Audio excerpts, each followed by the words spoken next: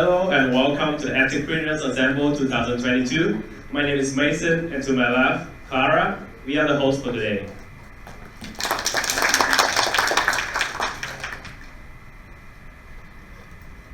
So today we have an exciting lineup for all of you. But before we go into that, Mason and I would just like to give a quick introduction of ourselves and why we organized this event for the first place. And thank you so much for making your time on this Friday afternoon to join us. So my name is Clara and I'm from Amazon Web Services. I'm currently the Startup Business Development Manager for the region in ASEAN. So we cover all 11 countries, including Indonesia, Thailand, Philippines, Singapore, and so forth. So actually prior to joining AWS, I was a startup co-founder as well. I actually did 2 startups, one in agriculture technology and another one in EdTech in terms of helping more women join the technology field through teaching them data analytics and user experience design. And that was also because I have a background in user experience design as well. So I kind of led multiple lives, and then I've decided that I want to support startups from the other end through helping them to adopt really innovative technology and helping them through our AWS startup program called AWS EdStart, which is particularly just for EdTechs around the region. So I'm really happy to be here, and I'll pass my time to Mason to share a bit more about himself as well. Yeah, so as mentioned, I'm Mason, leading the investment activities of Ventura Capitals in Vietnam. So we are a Southeast Asia fund, early stage fund, and education has always been one of our main focus and also the important parts of our investment thesis. So that's why across our footprint we have back Run Guru in Indonesia and also like Marathon Education Vietnam. Every founder is like very outstanding and we back them from a very early day. So that's why that it shows our commitment and also how we bullish on education. Alright, so I think now we shall introduce our agenda for today. Mason, you want to kick us off? Yes, Clara. So today we will have 2 panel discussions led by the Ray CEO and also RMIT lecturers, Ms. Haley Phan, together with the 5 guest speakers, and we will be sharing on the EdTech startup and the ambition in transforming Vietnam educations. We've also invited amazing speakers who are leaders from EdTech and VCs. We have representatives from Raise, Ernst & Young, ELSA, Do Ventures, and Ascend Vietnam to give you diverse perspectives and insights. And next, we'll have like our solution keynotes for today on Spice Up EdTech with world-class technology by AWS and CMC. After which, we'll go into our well-awaited Edtech-preneur crowd pitches. And this year, we received an overwhelming number of applicants. And Mason and I actually were the people behind the scene selecting 6 winners to pitch today. We have chosen a diverse group of promising EdTechs in Vietnam. We hope you enjoy listening to their pitches and feel free to ask them questions during the Q&A segment. And last but not least, we'll end the evening with a networking event. So please feel free to mingle, talk to anyone you find interesting, and make the best out of today. Thank you. So without further ado, let's give a round of applause to our first panel discussion and 3 speakers and educators. So if you see on your table, there's paper and pens. So if you have any questions, you can write them down, and Mason and I will be going around to take any questions. Let's first introduce our moderator. So Haley Phan, she's the CEO and founder of Raise and a lecturer at RMIT University, and she's an early stage startup. Raise is an early stage startup in parenting support service, and she's also an active management consultant, content writer, and lecturer for RMIT University. Haley, would you come up, please? Hey, give her a round of applause. So prior to these current roles, she also works for big MNCs for nearly 8 years, including regional business management roles for 7 countries at Microsoft Southeast Asia, and operations roles for 3 countries of Oracle Southeast Asia. She also has an MBA at Sovereign Brussels School of Economics and Management with distinction and trained by INSEAD Executive Education. So without further ado, I'll let Haley introduce the speakers.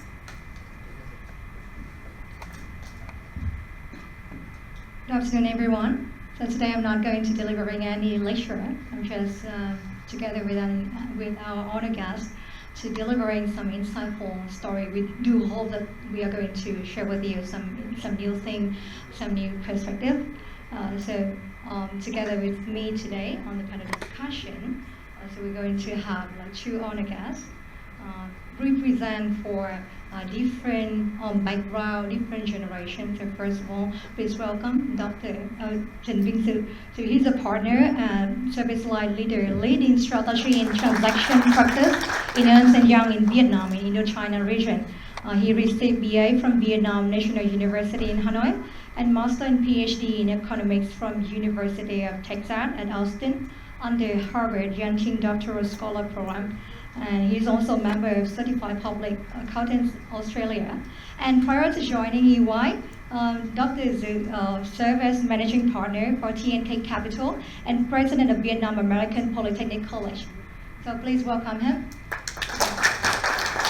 We also have a second honor guest, last but not least, Michael Ngo. So Michael is the current country manager of ELSA, Speak Vietnam, a leading AI solution for English pronunciation, with now over $10 million in Vietnam and more than $40 million in over the world. Studied MBA in University of California, Los Angeles, and National University of Singapore. He already has 15 years of experience working in technology and digital industry in Asia. And with ever-growing passion for innovation, he's now engaging in creating business solutions for EdTech, O2O, B2B, digital transformation. So please welcome. Please welcome on the stage. For today, we're going to expect, two things. So first, so please be respectful. From the speaker point of view, we will respect our listener, and we are trying to.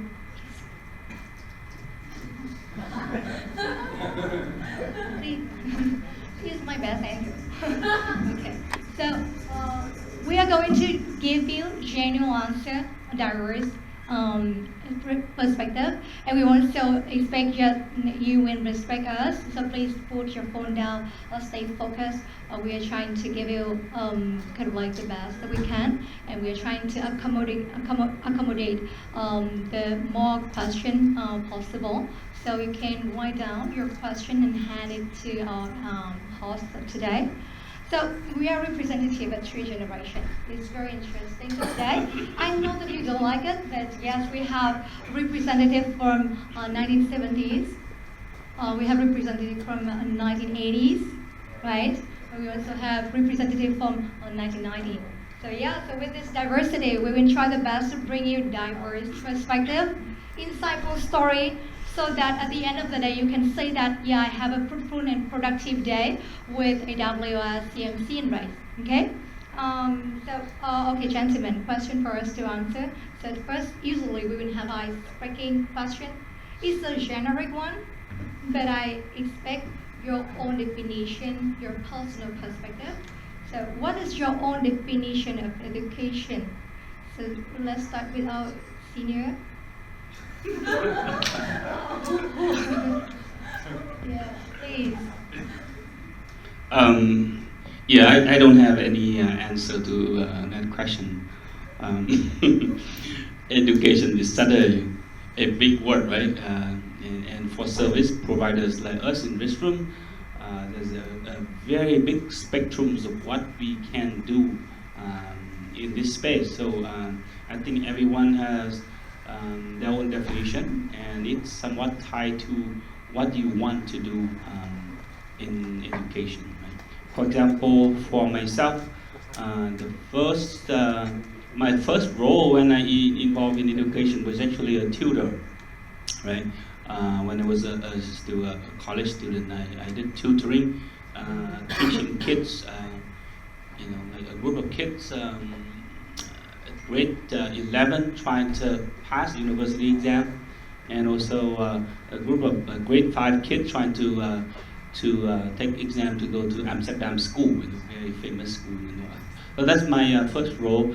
And then when we went to the US, I have a group of friends. When we went to the US for our PhDs, we was able to get a scholarship, right? So after we was there, we thought, okay, let's open a company doing the kind of consulting business to help other students like us to apply and become successful, right? And get a scholarship and go to the US.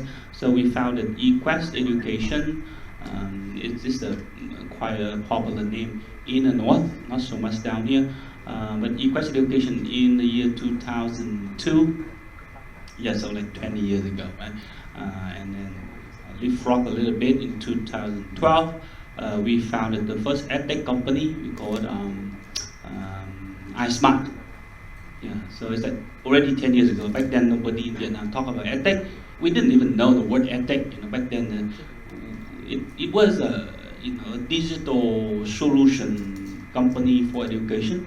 But at that time, we didn't know the word edtech. Right? So it's already 10 years, and now sitting here, see so many of you guys doing different things. I think is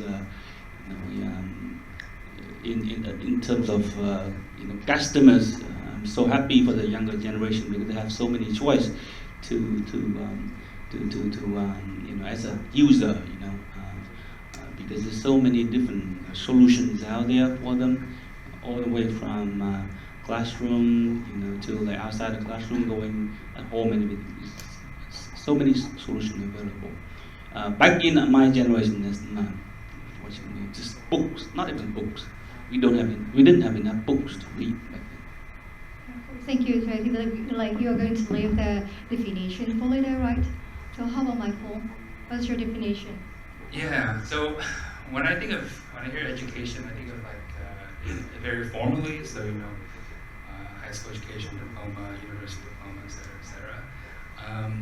I think even before your generation, education was something that's very rare, right? So especially in the U.S., back to the 50s or 60s, the percentage of people who even had a high school diploma was very, very little. And so education, in the formal sense, is a mechanism for which to develop a middle class. And so that's great to a certain extent. But in this day and age, education, I feel, doesn't have to be so rigid in terms of formal education. Yes, I have MBAs, but I found the best way to do it. So I did a dual MBA program for the price of one program. So like an education hack. But that's what it is. It's a means to an end, right? So like it or not, it's kind of a ticket to play. A lot of these big multinational, not multinational, but like regional startups will require an MBA with like 3 years experience, which I think is obviously very ridiculous. But I think we're going to get to a stage where it's not so much about formal education, it's more about skill sets. And I think that would be kind of the future of education. Thank you for your definition. For me, I think that like education is something very beautiful. And it's like, look at the orchid here, because we are now working in parenting support. So there's one term is orchid children. So it means that they are very sensitive ones. It means that they are also very sensitive to both bad and good environments. So with education, with care, so parents can transform a human being to a good one with education. So I think that is about transformation. Okay. So why we are doing what we are doing? So so back in the day, because you started a very long and very honor proud academic career, right? With a lot of studying and then open a school. Yeah. So why you do that? And for now, as you mentioned about talking a lot about Edtech, and you see a lot of Edtech is growing. And when you talk with your partner in the industry, so how do you think about the education now, and why you are doing what you are doing? Now I'm not fully focused in education anymore. My main jobs that I work daily is for EY, right? And it's a Big Four firm. And my role is I'm in charge of a service line, basically working in the capital market. So I work a lot with my clients, helping them to buy and sell companies. Sometimes doing fundraising and so on. But because we are a big firm, we don't really focus on the startup segment. Right? So because of that, we haven't met yet, and I'm sorry for that. Back to the question about why I had interest in education, and I spent more than 10 years of my life going through different roles, but tied up with education. I think back in the old days, like 20, 25 years ago, when I was in the college at the time, it's already one of the key passion in my generation, and that passion was shared with among a lot of people, at least in my friends' circle, that we wanted to do something to transform the country. Right? So, for example, we have folks who did law school. For example, they want to write new laws. Back then, there's no law like enterprise law or anything, right? So they want to write new laws. For people who study economics, back then, Vietnam was still in the process of transforming, and there's no stock market back then, right? So it's a very basic kind of steps, right? So they wanted to transform the country in terms of economic and so on.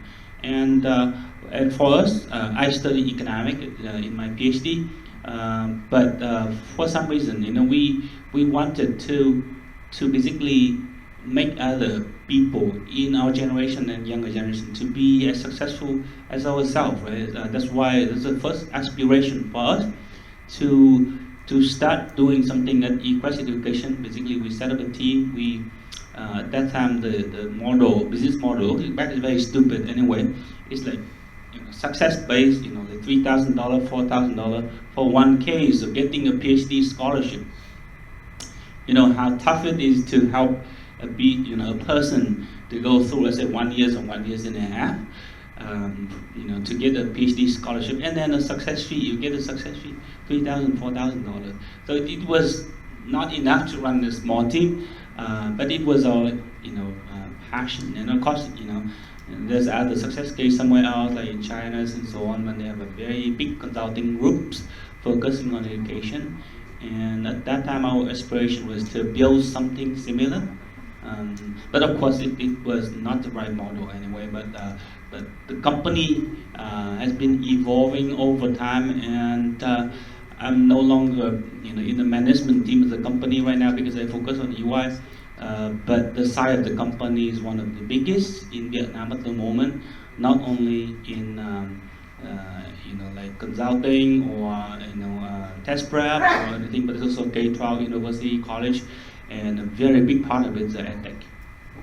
Thank you for sharing. And how about your perspective? Why you are doing what you are doing now? Why am I doing now? Yes. So it's really ironic or funny how I ended up in EdTech. I was actually a terrible student. My senior year of high school, I think I skipped about 100 days of class. But before I go on, can I just get a raise of hands? Who felt like they were bad students and they only went to school because their parents? When I say school, I mean university, because their parents made them to go. Okay, well then you are all very studious. I'm preaching to the wrong choir. But the reason I ended up in EdTech was, also a reason why I came back to Vietnam was because I wanted to make an impact, right? So, and I've been listening to a lot of podcasts because I've been, when you get older, you do a lot of soul searching. And there is this quote that says, success is when you aim for success is predominantly about you, right? I want to be rich, I want to be powerful, I want to be influential. But then when you aim for impact, then what that means is that you can be successful and you can make a difference. And so that's what I've the second half of my professional career or whatever, that's what I want to focus on. Because prior to this, I was working at an enterprise software company based out of Singapore, selling enterprise software data analytics to enterprises, which is actually extremely boring because whose life doesn't change, right? Maybe it saves you 5 minutes a day, but you're not really doing anything. So when I landed upon this opportunity at ELSA, that's really what I focused on. And as I get deeper and deeper into it, it becomes much more rewarding. I think that we share the same starting point because we want to change something. Because, for example, for me, I think that I started my EdTech because of the yelling of the dad during midnight. Because it's his call, his son đồ đất, so hard and stupid.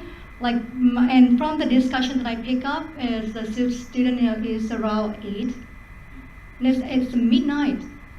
And it's the time that the children need to go to sleep. And I think, so time after time, especially during COVID and when we do social listening, so there are millions of parents complaining that they don't know how to handle with their kids.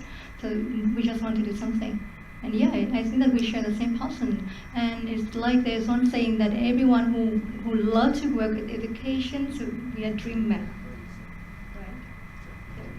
And next question. So we, based on the report of Global EdTech Organization, so now we're shifting to EdTech. So as of July 2022, there are 36 EdTech unicorn. Only 36 EdTech unicorn. And who collectively raised over $30 billion of total funding in the last decade, and now collectively valued at $105 billion. Almost all the EdTech are from, guess where? North America, China, and India.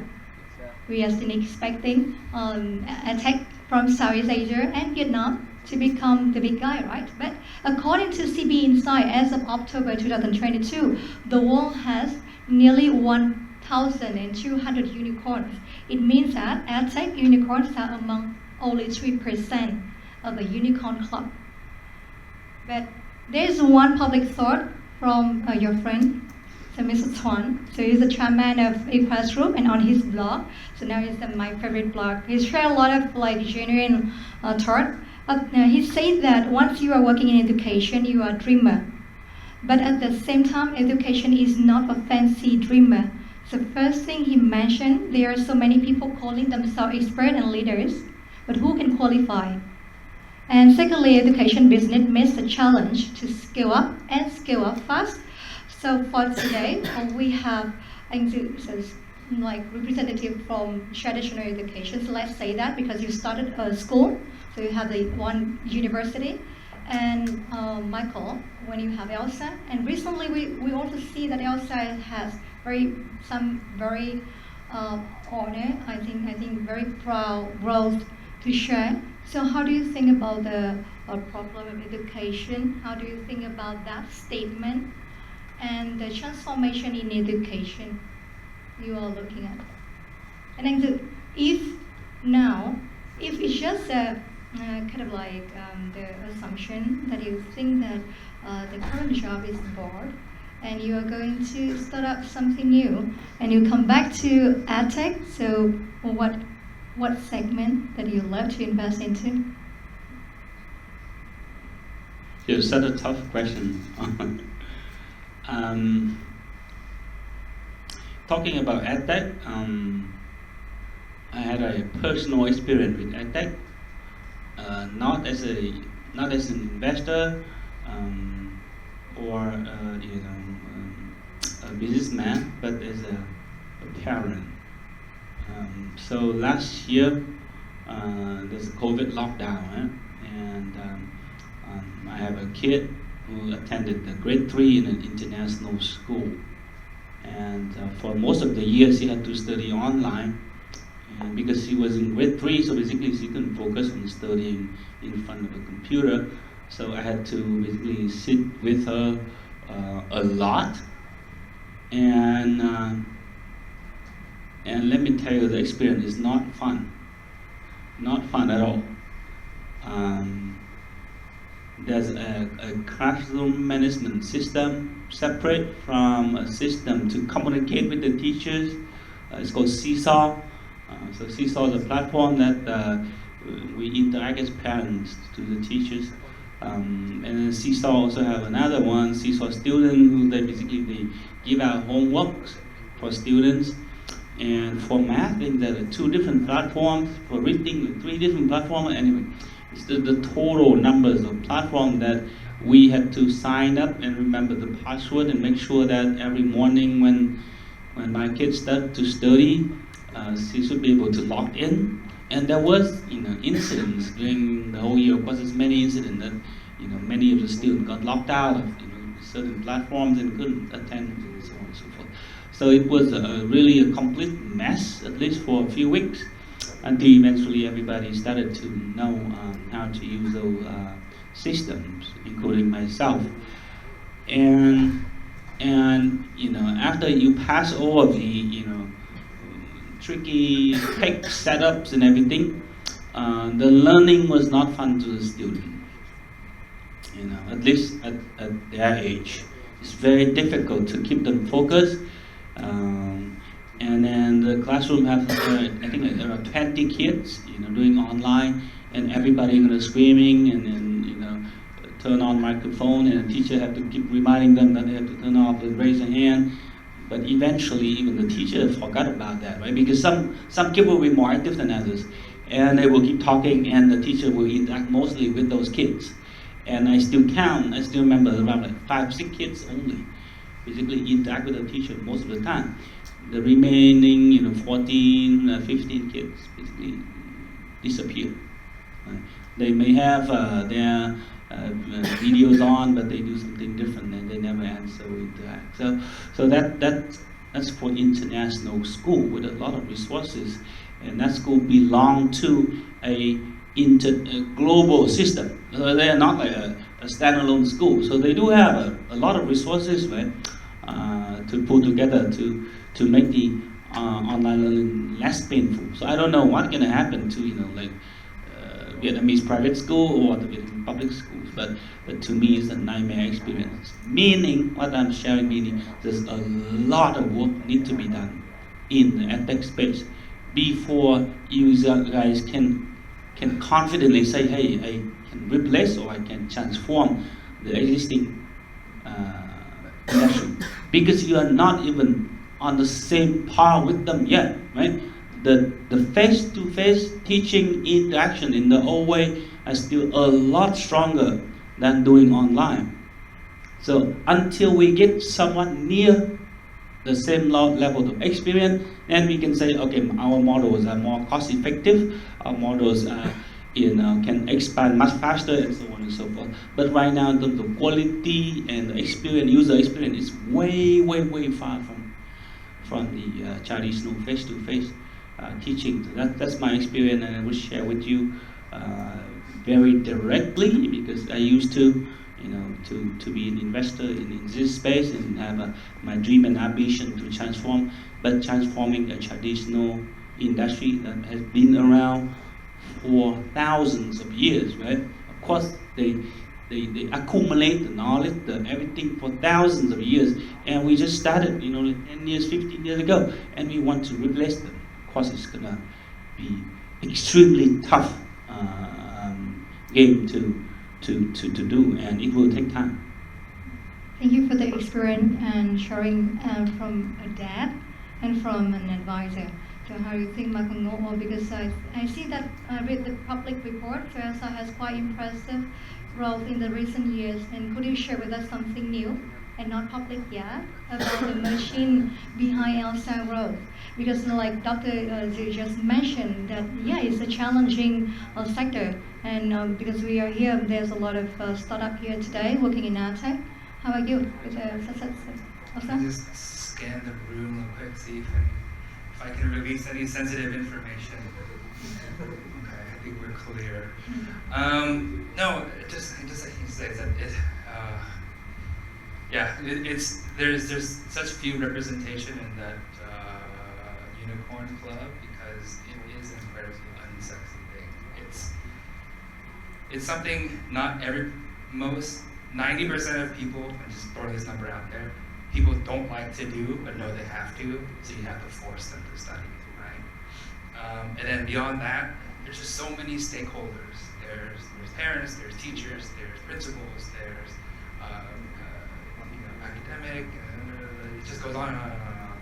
And then the fact that, like you said, the core foundation has not been agreed upon yet, because there's so many different schools of thought and schools of education, that there's probably never going to be any consensus. Everybody has a different way. So, and I really admire anybody who's building, an LMS system, etc., because it is a tough thing to do. not only to build, but also to get into schools and to get to implement, and get teachers to use it, and then get students to use it, and then get parents to be okay with the teacher telling the students to use it. It's arduous, and I really, really, really admire your grit. I couldn't do it. I'm too old.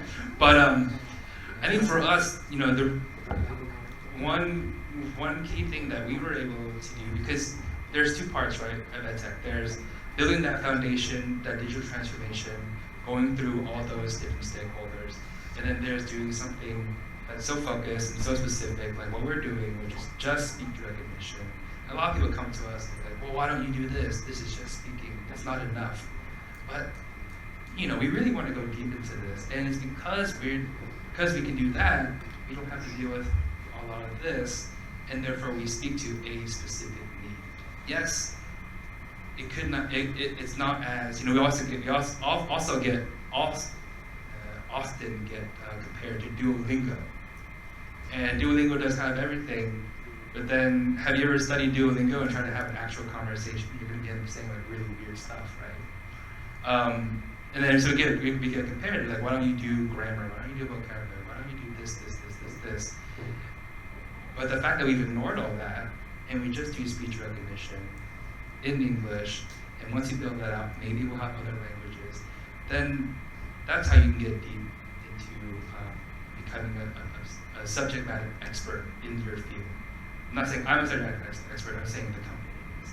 And when you do that, then you can highlight yourself, and then you can partner with other people that are smarter than you, better equipped than you, have better distribution systems, and to integrate into what they're doing, and then we can all lift each other up. Well, thank you for sharing some very special insights. So from the audience, so now it's time for you to ask questions. So are you have anything in your mind, curious to ask our speaker? So I set some last minutes for you before we move to the next panel discussion with the investor. Anyone? So please don't shy. So it's similar as when I have the lecture. So when I ask the student, like, do you have any questions? No. So sometimes it's like I have to prepare the question, and I have to prepare on the answer. And especially during COVID, it's because it's online learning, and because there's only lecturer who turn on the camera, and all the students they will turn off the camera. So what we have to do? I tell them, like, I have to be very funny in front of the laptop, and the laptop is my friend. Laptop is my student. So when the campus opens, so we think, oh my God, it's yay. So at least we can release something for the lecturer first, and then the student. It was the same thing. We recently did an ELSA day at one of our partners, at Tech Home Bank. And then, so after the ever speech, there was obviously no question, no one asked anything. Then there was a competition, so 4 groups went up and presented some subject. After the first group, there were no questions. After the second group went up, the first group asked questions so that they can kind of shame the second group so that they can win. And then when the third group went on, group 1, everybody had questions. So yeah, getting questions, it's very challenging. So what happened with the traditional education? So we cannot like force students or people so they are more confident to have some questions. Is it tough to give questions? Yeah, it's always tough to ask people to do something that they don't have intrinsic value in doing so, right? Because then we have to design incentives, and for schools and even for teachers and parents, I think the best parenting or the best teaching is to be able to design a incentive mechanism so that the students or their kids will study voluntarily, right? That's exactly what I do with my kids at home, and she's always have fun to study when I'm around and study with her. Yeah, so what's the incentive for them to ask questions? I see one. Okay, so maybe she just come up with some kind of like. You should wait for the incentive first. The incentive, yeah, we have dog gift. We have chance to experience a new solution, and yeah, I'll answer. So So we will answer your question. I promise to have genuine answer, honest. Yeah. Please. I was just wondering, how do you think the education space will be transforming over the next maybe 10 years? Considering that now I feel like knowledge is so accessible, so is knowledge more important than skill? Or I feel like people today, there's more emphasis on skills, soft skills, right? Rather than actual knowledge, because you have so many search engines where back in the day, even from 90s generation, we had to look for information in books, in libraries. But that, I feel like the emphasis today is not there anymore. It's a big question. Thank you. A very big question. I do study quite a bit about transformation in different industries, and recently I got involved in a project that required me to look at, let's say, the education landscape in the next 10 or 15 years, and there's a couple of things that I think is interesting. But if you ask me whether it's a fundamental transformation, really, disruptive, then it probably not. Yeah, at least in my personal opinion. But people do talk about, let's say, micro degrees, about blockchain-based resumes, right? So everything you study, everything you learn, everything you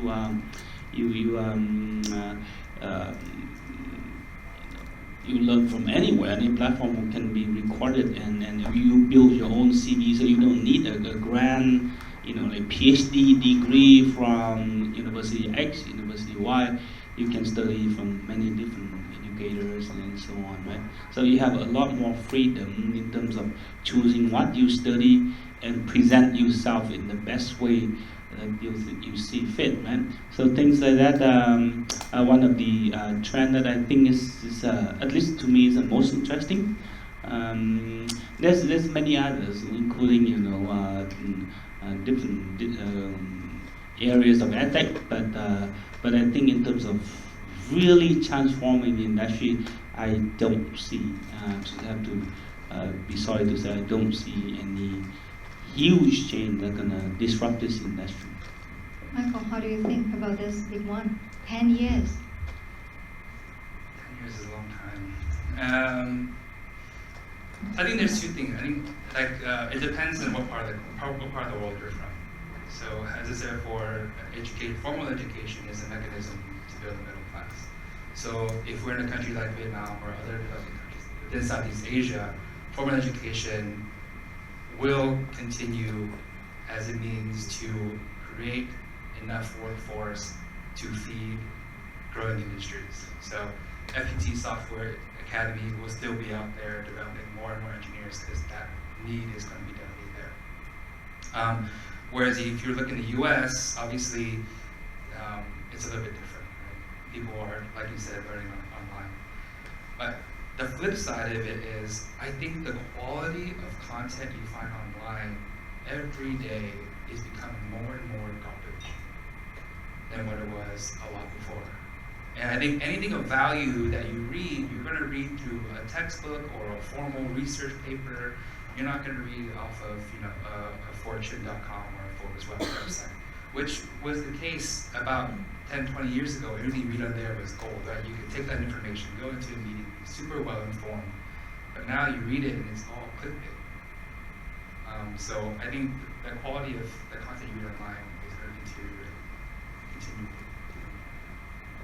And I think for me, I think that I do hope that the next generations, they can answer this. It's similar as when I asked a question related to data analytics, because now there's a lot of data, but it's not about the massive data that we have. It's more about like how we structure it, how we process it, right? And for a startup, like with the massive data, so it's like our older generation are creating big data for you to analyze, for you to solve it, to solve the math. And for the next 10 years, I do hope that like there will be more startup who can bring like some new thing to how to some new structure to process the data. And like you say, there's a lot of garbage. Don't quote this. But yeah. You can quote me, that's fine. Oh yeah. Do you want to ask more? Or I think I have a few more like touch points. okay. No? So, Never mind. yeah, so Clara said that like no time. So I think the time flies. So our 30 minutes are over. But I think that like we will try the best to answer more questions during the networking sessions. Okay, thank you for the question. And Mainzi, I know that you rarely join events like this, so thank you for you make my day a productive and very profitable one. And Michael, even when I know that you join a lot of events, but today we learned something new and we have some new points from you. Thank you. Thank you a lot. Yeah. So please stay on stage for a quick photo taking session, right? There's a small token of appreciation for you. Yes. So we're gonna take just a quick photo on stage. And also I noticed that even though there was not a lot of questions, a lot of people are taking notes. So that's really, really cool. Especially we are so shy. Okay. So I think like coming up next we will have like different perspectives. So coming up next we are going to have the panel discussion with the investor talk. So you hear the perspective from people who used to work and now are working in education or edtech. And coming up next we will have more perspective is what we are trying to do during this workshop. Okay. So thank you to all the speakers, and we will catch up with you later.